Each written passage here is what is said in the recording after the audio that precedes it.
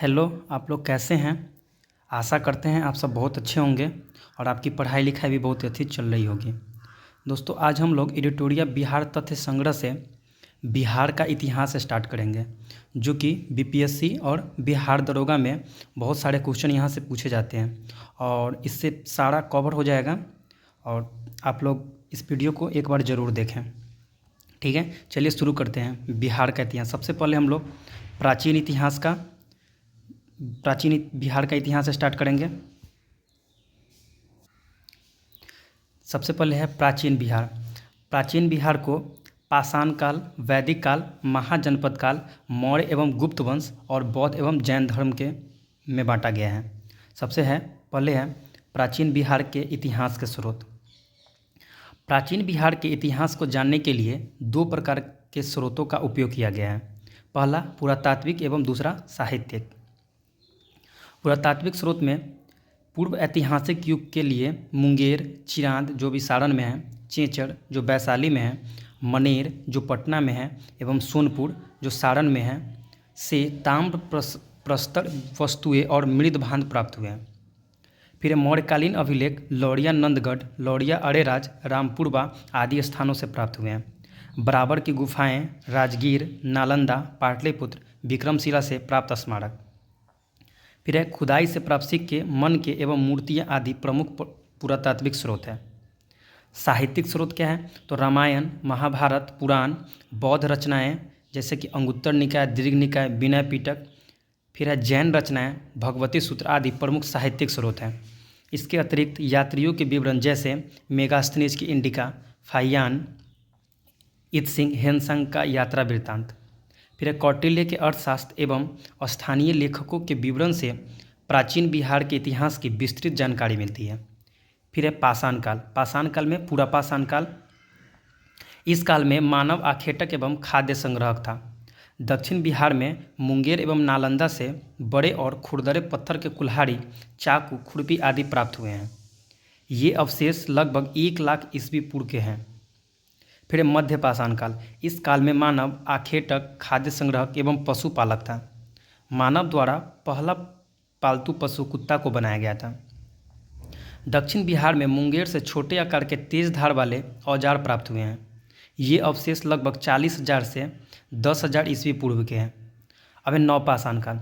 इस काल में मानव खाद्य उत्पादक हो गया था और मानव बस्तियों में निवास करने लगा था। नवपाषाण काल के अवशेष बिहार के मैदानी भागों से प्राप्त हुए हैं। चिरांद सारण में, चेचर वैशाली, मनेर पटना, सनुआर रोहतास से पत्थर एवं हड्डियों के औजार प्राप्त हुए हैं। कैमूर की पहाड़ियों, नवादा और जमुई से गुफा चित्र प्राप्त हुए हैं।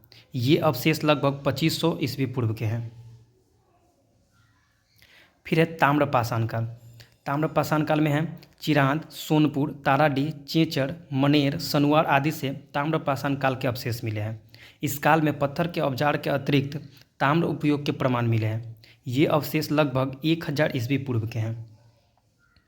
वैदिक काल। आर्यों द्वारा स्थापित सभ्यता को वैदिक सभ्यता कहा गया क्योंकि इस सभ्यता का इतिहास वेदों पर आधारित है।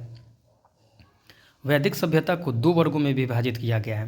पहला है पूर्व वैदिक काल 1500 से 1000 ईसा पूर्व और दूसरा है उत्तर वैदिक काल 1000 से 600 ईसा पूर्व। पूर्व वैदिक काल या ऋग वैदिक सभ्यता का विस्तार बिहार क्षेत्र में नहीं था। उत्तर वैदिक काल में आर्यों का विस्तार गंडक नदी के तट पर तक बिहार के क्षेत्र में हुआ था। बिहार के भौगोलिक क्षेत्र की प्रथम चर्चा शतपथ ब्राह्मण लगभग 800 ईसा पूर्व की रचना में मिलती है।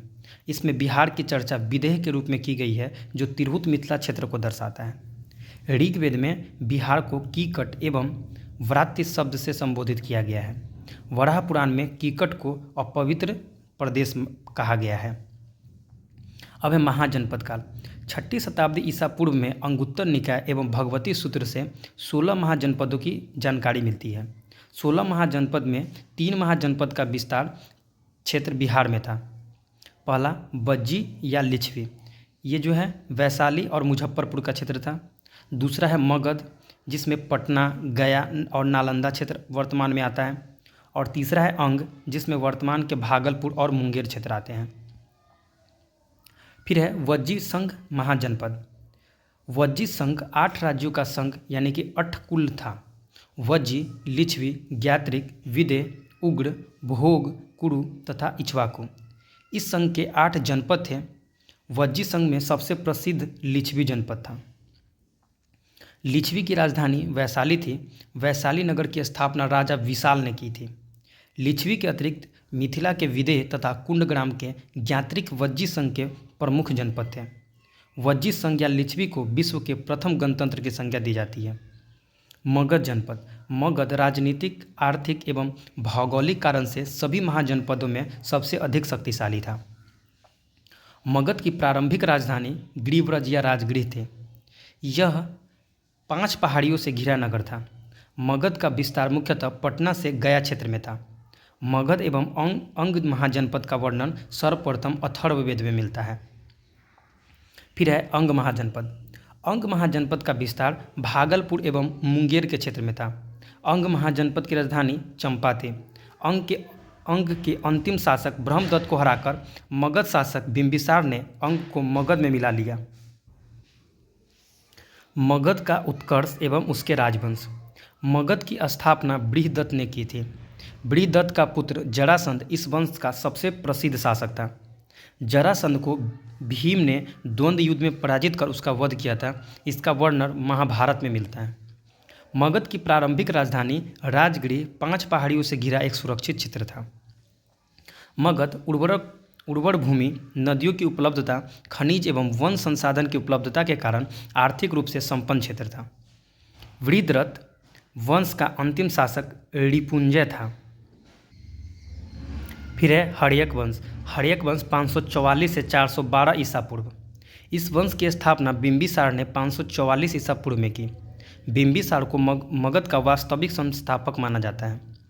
बिंबिसार ने विवाह नीति द्वारा साम्राज्य विस्तार को प्रश्रय दिया। उसकी पहली पत्नी कौशल देवी कौशल की राजकुमारी थी।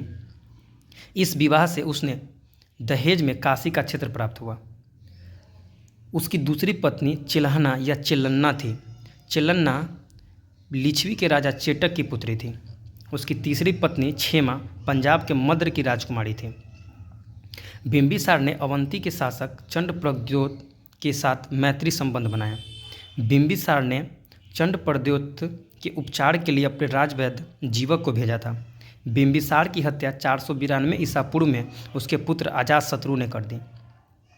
अजातशत्रु 492 से 460 ईसा पूर्व बिंबिसार के बाद हर्यक वंश का शासक बना। उसका वास्तविक नाम कुनिक था। बिंबिसार एवं कौशल देवी की मृत्यु के बाद कौशल के राजा प्रसेनजित ने काशी वापस ले लिया, जिस कारण प्रसेनजित का संघर्ष अजातशत्रु से हुआ।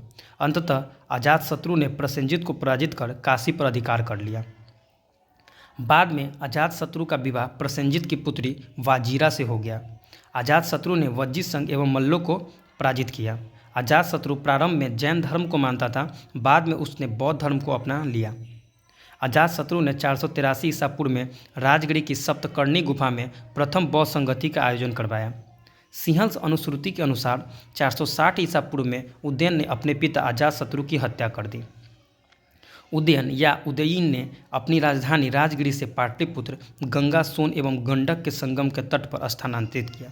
उदयन के 3 पुत्र अनिरुद्ध, मुंडक एवं नागदशक थे। नागदशक इस वंश का अंतिम शासक था। फिर है शिशुनाग वंश, जो कि 412 ईसा पूर्व से 344 ईसा पूर्व तक था। शिशुनाग ने हर्यक वंश की जगह शिशुनाग वंश की स्थापना की। शिशुनाग ने वैशाली को अपनी राजधानी बनाई। शिशुनाग ने अवंती के राजा अवंतीवर्धन को पराजित कर अवंती को मगध में मिला लिया। इसके अतिरिक्त शिशुनाग ने वत्स एवं कौशाम्बी को भी मगध में शामिल कर लिया। 394 ईसा पूर्व में शिशुनाग की मृत्यु के बाद कालाशोक मगध का शासक बना। पुराणों में उसे काकवर्ण कहा गया है। कालाशोक के समय मगध की राजधानी पुनः पाटलिपुत्र हो गई। कालाशोक ने 383 ईसा पूर्व में वैशाली में द्वितीय बौद्ध संगीति का आयोजन करवाया। कालाशोक की मृत्यु के बाद उसके 10 पुत्रों ने शासन चलाया। शिशुनाग वंश का अंतिम शासक नंदीवर्धन था। अब है नंद वंश, जो कि 344 से 321 ईसा पूर्व तक था, जिसमें है कि महापद्म नंद ने 344 ईसा पूर्व में शिशुनाग वंश को समाप्त कर नंद वंश की स्थापना की। महापद्मनंद ने एकराट अथवा एक छत्र की उपाधि धारण की। पाली ग्रंथों में महापद्मनंद को उग्रसेन कहा गया है। पुराणों में उसे परशुराम का दूसरा अवतार बताया गया है। महापद्मनंद ने पांचाल, इक्ष्वाकु, काशी, अस्मक, कलिंग, मैथिल आदि राज्य को पराजित कर मगध साम्राज्य का विस्तार किया। अब तक 321 ईसा पूर्व तक के काल में मगध का सर्वाधिक विस्तार महापद्मनंद के समय में हुआ था। व्याकरण के महान विद्वान पाणिनि महापद्मनंद के समकालीन थे। इस वंश का अंतिम शासक घनानंद हुआ।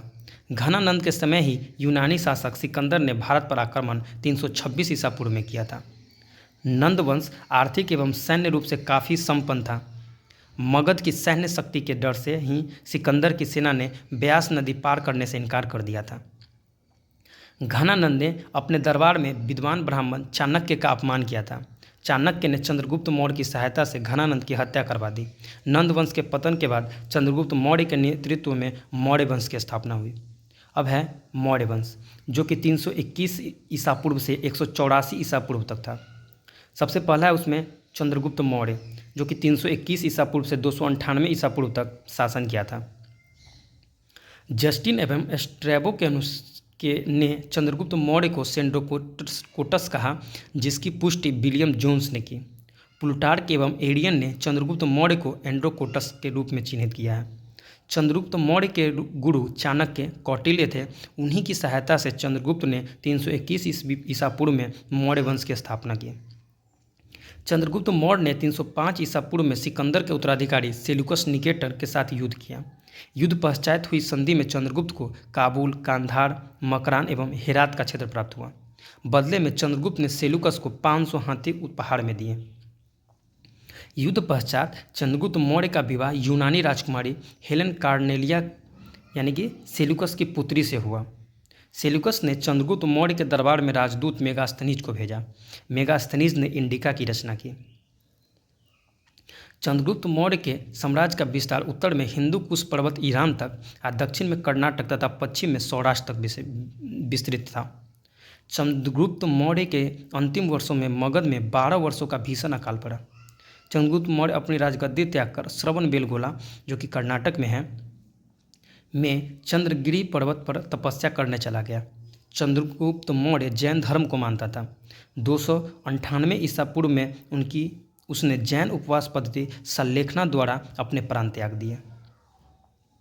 उसके बाद आते हैं बिंदुसार, जो कि 298 ईसा पूर्व से 272 ईसा पूर्व तक मौर्य वंश पर शासन किए। बिंदुसार चंद्रगुप्त मौर्य का उत्तराधिकारी था। उसे अमित्रघात, सिंहसेन आदि नाम भी दिया गया है। स्ट्रैबो के अनुसार सीरिया के राजा एंटियोकस ने डायमेकस नामक राजदूत को बिंदुसार के दरबार में भेजा था। बिंदुसार के दरबार में मिस्र के राजा टॉलमी फिलाडेल्फस ने डायनोसियस नामक राजदूत भेजा था। बिंदुसार ने तक्षशिला में हुए विद्रोह को दबाने के लिए अपने पुत्र अशोक को भेजा था। बिंदुसार आजीवक संप्रदाय का अनुयायी था। उसके बाद है अशोक, जो कि 269 ईसा पूर्व से 232 ईसा पूर्व तक शासन किए। बिंदुसार की मृत्यु के 4 वर्षों बाद अशोक मौर्य वंश की गद्दी पर बैठा। इससे पूर्व वह उज्जैन का राज्यपाल था। पुराणों में अशोक को अशोकवर्धन कहा गया है। मस्की एवं गुर्जरा के अभिलेख में उसे अशोक कहा गया है। सिंहल अनुश्रुतियों यानी कि बौद्ध ग्रंथ के अनुसार अशोक ने अपने 99 भाइयों की हत्या कर गद्दी प्राप्त की। हालांकि अन्य स्रोतों से इसकी पुष्टि नहीं होती है। अशोक ने अपने शासन के 9वें वर्ष में कलिंग युद्ध 261 ईसा पूर्व में किया तथा कलिंग को मगध में सम्मिलित किया। अशोक के 13वें शिलालेख में कलिंग युद्ध का वर्णन है। कलिंग युद्ध के बाद अशोक ने बौद्ध धर्म को अपनाया। उससे पूर्व वह शैव धर्म को मानता था। दिव्यावदान के अनुसार उपगुप्त ने अशोक को बौद्ध धर्म की दीक्षा दी। अशोक के शासनकाल के महत्वपूर्ण वर्ष: 9वें वर्ष में कलिंग युद्ध किए, 10वें वर्ष में बोध गया की यात्रा की, 12वें वर्ष में निगाली सागर की यात्रा की, 13वें वर्ष में धम्म शिलालेखों में अंकन, 14वें वर्षों में धम्म महामात्रों की नियुक्ति और 20वें वर्षों में लुम्बिनी की यात्रा की। अशोक ने कर घटाकर 1/8 कर दिया था। अशोक ने धर्म प्रचार के लिए बौद्ध धर्म के प्रचार के लिए अपने पुत्र महेंद्र एवं पुत्री संघमित्रा को श्रीलंका भेजा। अशोक ने तीसरी बौद्ध संगति का आयोजन पाटलिपुत्र में करवाया। अशोक ने लगभग 37 वर्षों तक शासन किया। उसकी मृत्यु 232 ईसा पूर्व में हो गई। अशोक के बाद उसके 10 उत्तराधिकारियों ने शासन किया। ये उत्तराधिकारी कुणाल, बंधुपालित, इंद्रपालित, दशोन, दशरथ, संप्रति, शालीशुक, देवशर्मन, शतधनुष एवं बृहदत्त थे। मौर्य वंश का अंतिम शासक बृहदत्त था। मौर्य वंश का शासनकाल 137 वर्षों तक था। अब है बौद्ध एवं जैन धर्म। बौद्ध धर्म के संस्थापक कौन थे? गौतम बुद्ध। उनका जन्म 563 ईसा पूर्व में लुम्बिनी, जो कि अभी नेपाल में है, हुआ था। उन्हें शाक्य मुनि एवं लाइट ऑफ एशिया यानी कि एशिया का ज्योतिपुंज के नाम से भी जाना जाता है। उनके बचपन का नाम सिद्धार्थ था। उनके पिता का नाम शुद्धोधन था। उनकी माता का नाम महामाया देवी था। सौतेली माँ या मौसी का नाम प्रजापति गौतमी था। उनकी पत्नी का नाम यशोधरा। उनकी शादी 16 वर्ष की आयु में हो गई थी। उनके पुत्र का नाम राहुल था। बुद्ध ने 4 दृश्य देखे। पहला बुढ़ा व्यक्ति, दूसरा बीमार व्यक्ति, तीसरा एक शव और चौथा एक सन्यासी। उन्होंने 29 वर्ष की आयु में गृह त्याग कर सन्यास को अपना लिया। 6 वर्षों की तपस्या के बाद 35 वर्ष की आयु में उन्हें ज्ञान की प्राप्ति हुई। उसके बाद उन्हें तथागत एवं बुद्ध कहा गया। उन्हें ज्ञान की प्राप्ति वैशाख पूर्णिमा को पीपल वृक्ष के नीचे निरंजना या फल्गु नदी के तट पर बोधगया में हुई। बौद्ध धर्म के 4 आर्य सत्य कौन है? पहला है दुख, संसार दुखमय है। दुख समुदाय यानी कि दुख का कारण तृष्णा है। दुख निरोध, दुख निवारण हेतु तृष्णा पर विजय आवश्यक है। फिर चौथा है दुख निरोध मार्ग, दुख निवारण हेतु अष्टांगिक मार्ग आवश्यक है। फिर है बौद्ध धर्म का अष्टांगिक मार्ग। पहला है सम्यक दृष्टि, दूसरा है सम्यक संकल्प, तीसरा है सम्यक वाक, चौथा है सम्यक कर्म, पांचवा है सम्यक आजीव, छठा है सम्यक व्यायाम, सातवां है सम्यक स्मृति और आठवां है सम्यक समाधि। बौद्ध धर्म के त्रिरत्न बुद्ध, धम्म और संघ। बुद्ध ने किस मार्ग का प्रतिपादन किया था? तो मध्यम मार्ग का। बुद्ध ने अपने उपदेश किस भाषा में दिए थे? पाली। बुद्ध ने अपना पहला उपदेश सारनाथ में दिया था। बुद्ध ने सर्वाधिक उपदेश कौशल की राजधानी श्रावस्ती में दिए थे। बुद्ध की मृत्यु 483 ईसा पूर्व में कुशीनगर मल में 80 वर्ष की आयु में हुई थी। बुद्ध के प्रथम गुरु अलार कलाम वैशाली तथा द्वितीय गुरु रुद्रक रामपुत्र राजगृही थे। बौद्ध धर्म के 10 शील या आचरण थे। पहला था सत्य, दूसरा अहिंसा, तीसरा अस्तेय, चौथा अपरिग्रह, पांचवा ब्रह्मचर्य, छठा नृत्य गायन का त्याग, सातवां असमय भोजन का त्याग, आठवां कोमल सस्या का त्याग, नौवां श्रृंगार प्रसाधनों का त्याग और 10वां था मद्य सेवन नहीं करना। बुद्ध के जीवन के घटनाक्रम एवं उनके प्रतीक। घटना है जन्म, जन्म का प्रतीक है कमल, यौवन का प्रतीक है सांड, महाभिनिष्क्रमण जिसे गृह त्याग भी कहा जाता है उसका प्रतीक है घोड़ा, संबोधि यानी कि ज्ञान प्राप्ति का प्रतीक है पीपल या बोधि वृक्ष, महापरिनिर्वाण यानी कि मृत्यु का है पद चिन्ह या स्तूप, धर्मचक्र प्रवर्तन जो कि प्रथम उपदेश माना जाता है तो उसका प्रतीक चिन्ह है चक्र। बौद्ध धर्म चौथी बौद्ध संगति के उपरांत 2 भागों में विभाजित हो गया। पहला हीनयान यानी कि परिवर्तन विरोधी, दूसरा महायान यानी कि परिवर्तन समर्थक। 8वीं सदी में बौद्ध धर्म के आडंबर वाले शाखा ब्रजयान का विकास हुआ। बौद्ध धर्म के त्रिपिटक। पहला है सूत पिटक जिसमें बुद्ध के उपदेशों का संकलन है और सबसे बृहद पिटक जिसका संकलन आनंद ने किया था। फिर है विनय पिटक, संघ के नियमों का संकलन, यह सबसे लघुत्तम पिटक जिसका संकलन उपाली ने किया। और फिर है अभिधम्म पिटक जो कि बुद्ध के दार्शनिक विचारों का संकलन है। इसमें इस पिटक का संकलन मोगलीपुत्र तीस ने किया। अब है बौद्ध संगीति एवं सभा। प्रथम संगीति 483 ईसा पूर्व में कहाँ हुई थी? स्थान का नाम था राजगृह और उस समय शासक थे अजातशत्रु और इसके अध्यक्ष थे महाकश्यप। और इसकी विशेषताएं क्या थी? सूत पिटक, विनय पिटक की रचना प्रथम बौद्ध संगीति में हुई थी। द्वितीय है 383 ईसा पूर्व, यह कहाँ हुई थी? वैशाली में हुई थी। किसके शासनकाल में हुई थी? तो कालाशोक के शासनकाल में। और इसके अध्यक्ष थे सबाकामी। और इसकी विशेषताएं थी कि महासंघी एवं स्थविर के रूप में विभाजन हुआ था।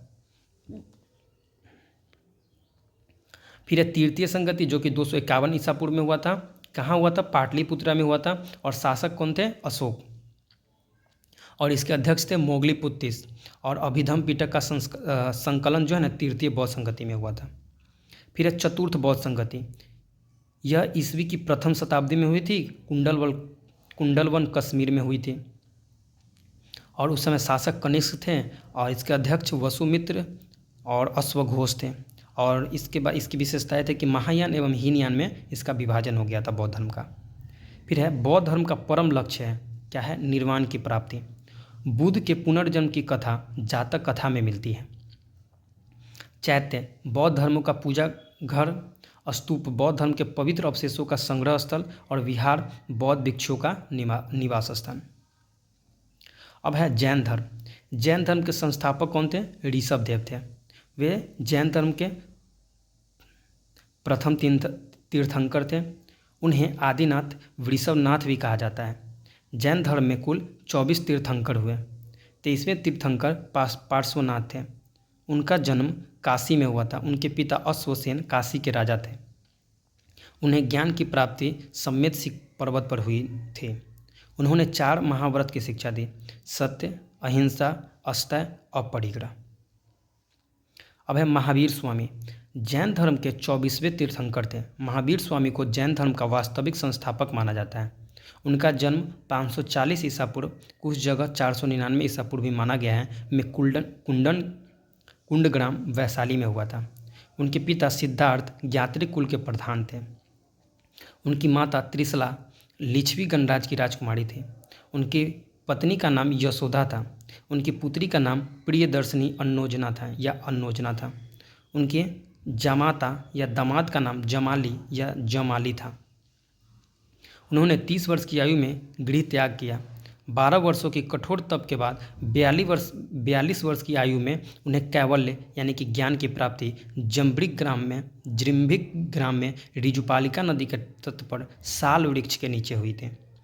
जैन धर्म के त्रिरत्न थे। पहला सम्यक दर्शन, सम्यक ज्ञान और सम्यक आचरण। जैन धर्म के 5 महाव्रत थे। पहला सत्य, झूठ नहीं बोलना। दूसरा अहिंसा यानी कि हिंसा नहीं करना। तीसरा अस्तय यानी कि चोरी नहीं करना। अपरिग्रह यानी कि धन का संग्रह नहीं करना। और 5वां था ब्रह्मचर्य, इंद्रियों को वश में करना। 5वां वह महाव्रत ब्रह्मचर्य महावीर स्वामी द्वारा प्रतिपादित किया गया। अनेकांतवाद या सयादवाद या सप्तभंगी ज्ञान सिद्धांत का संबंध जैन धर्म से है। महावीर स्वामी ने अपना पहला उपदेश राजगृह में दिया। जैन धर्म के तीर्थंकर एवं उनके प्रतीक। प्रथम तीर्थंकर ऋषभदेव थे। उनकी बैल या वृषभ थी प्रतीक। द्वितीय तीर्थंकर अजितनाथ थे। उनका जो प्रतीक था वह हाथी था। 23वें तीर्थंकर पार्श्वनाथ थे। उनका सर्प था। और 24वें तीर्थंकर महावीर स्वामी थे, जिनका प्रतीक चिन्ह सिंह था। नोट: महावीर स्वामी के अतिरिक्त 12वें तीर्थंकर वसुपूज्य का जन्म बिहार में हुआ था। वासुपूज्य का जन्म। जैन संगतियाँ। प्रथम जैन संगति 310 ईसा पूर्व में हुई थी। किस स्थान पर हुई थी? पाटलिपुत्र बिहार में। उस समय शासक थे चंद्रगुप्त मौर्य और इसकी अध्यक्षता की थी स्थूलभद्र ने। इसकी विशेषताएं क्या थी? दिगंबर एवं श्वेतांबर में जैन धर्म का विभाजन। और फिर जैन धर्म के 12 अंगों का संकलन भी प्रथम जैन संगति में ही हुई थी। द्वितीय जैन संगति 512 ईस्वी में हुई थी। बल्लभी गुजरात में हुई थी। शासक उस समय पता नहीं था और उसके अध्यक्ष थे देवर्धि क्षमाश्रवण। और इसकी विशेषताएं थे कि जैन धर्म ग्रंथों का अंतिम संकलन द्वितीय ही बौद्ध संगति में हुआ था। महावीर स्वामी की मृत्यु 468 ईसा पूर्व में 72 वर्ष की आयु में पावापुरी में हुई। जैन धर्म का विभाजन प्रथम जैन संगति में श्वेतांबर एवं दिगंबर के रूप में हो गया।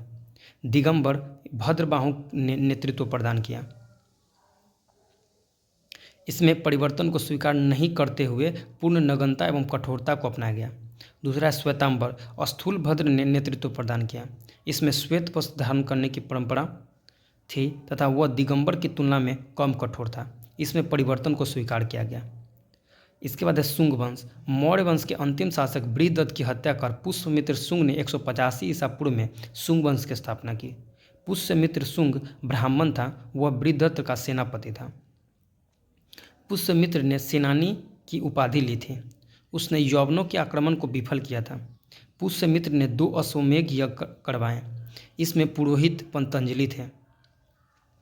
पुष्यमित्र की मृत्यु के बाद उसका पुत्र अग्निमित्र 148 ईसा पूर्व में राजा बना। कालिदास के नाटक मालविकाग्निमित्रम में अग्निमित्र एवं मालविका का वर्णन है। इस वंश का अंतिम शासक देवभूति था। उसके बाद है कण्व वंश। कण्व वंश की स्थापना वसुमित्र ने देवभूति की हत्या कर की। वसुमित्र शुंगों के आमत्य यानी कि मंत्री थे। कण्व वंश भी ब्राह्मण वंश था। इस वंश का अंतिम शासक सुशर्मा था। सातवाहन वंश के संस्थापक सिमुक ने सुशर्मा की हत्या कर कण्व वंश का अंत कर दिया। तो आज यहीं तक, कल फिर यहाँ से आगे स्टार्ट करेंगे, नहीं तो बहुत ही लंबा वीडियो हो जाएगा। तो आशा करते हैं आप लोग को बहुत अच्छा लगा होगा वीडियो और मेरी कोशिश भी अच्छी लगी होगी। अगर आपको ये वीडियो अच्छा लगे तो चैनल को सब्सक्राइब कीजिए और शेयर कीजिए और सब्सक्राइब भी कीजिए। कल कुषाण वंश से स्टार्ट करेंगे। ठीक है, थैंक यू।